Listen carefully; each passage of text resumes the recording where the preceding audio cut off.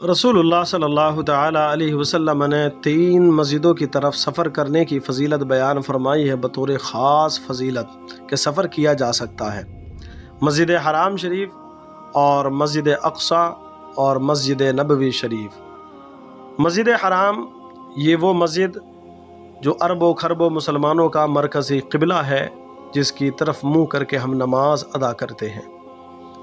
یہ وہ خانہ کعبہ ہے جس کا دیکھنا ثواب ہے، عبادت ہے، اور جو نصیب والے وہاں پر چلے جاتے ہیں اللہ ان کے مقدروں کو چمکا دیتا ہے۔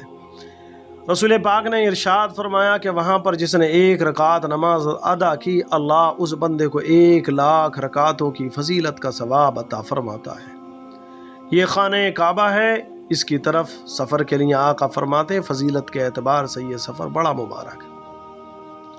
دوسرا سفر مسجد اقصی جو فلسطین کے اندر شہر قدس میں واقع ہے۔ یہ وہ مسجد ہے جو رسول پاک علیہ الصلاۃ والسلام جب معراج شریف کی رات آسمانوں کے سفر پہ تشریف لے گئے تو اللہ پاک نے اسی مسجد سے آپ کے سفر کو آغاز فرمایا آسمانوں کے۔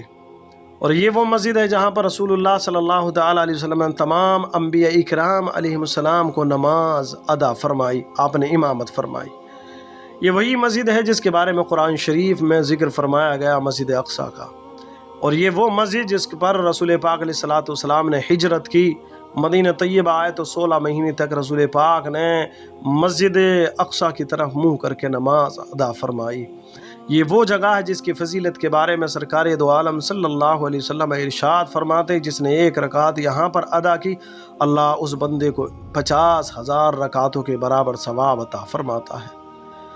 تیسرے نمبر مسجد نبوی شریف۔ یہ وہ مسجد ہے جو رسول اللہ صلی اللہ تعالیٰ علیہ وسلم نے اپنے دستے مبارک، اپنے مبارک ہاتھوں سے تعمیر فرمائی، اور وہ مسجد جو اربوں خربوں مسلمانوں کی دلوں کی دھڑکن بنی ہوئی ہے۔ یہ حجرہ رسول پاک علیہ الصلوۃ والسلام کے بالکل قریب ہے۔ رسول اللہ صلی اللہ علیہ وسلم کا گنبد خضرا وہیں پر ہے۔ رسول پاک علیہ الصلوۃ والسلام نے ارشاد فرمایا، جس نے میری مسجد میں نماز ادا کی 1 رکعت، اسے اللہ 50,000 رکعتوں کا ثواب عطا فرمائے گا۔ یہ وہ مسجد جو اربوں خربوں مسلمانوں کی دلوں کی دھڑکن ہے۔ اللہ کے رسول صلی اللہ علیہ وسلم نے سفر کی فضیلت بیان فرمائی۔ مسجد اقصی وہ جگہ ہے، وہ مسجد ہے، وہ فضیلت والی ہے کہ مسلمانوں کا قبلہ ہے۔ اللہ پاک کی بارگاہ میں دعا ہے کہ اللہ اس مسجد کی حفاظت فرمائے، اللہ پاک اس مسجد کی حفاظت فرمائے، اور مولا تبارک و تعالی تمام دنیا کے مسلمانوں کی جان مال آبر و عزت ایمان کی حفاظت فرمائے، امن چین سکون عطا فرمائے، آمین یا رب العالمین۔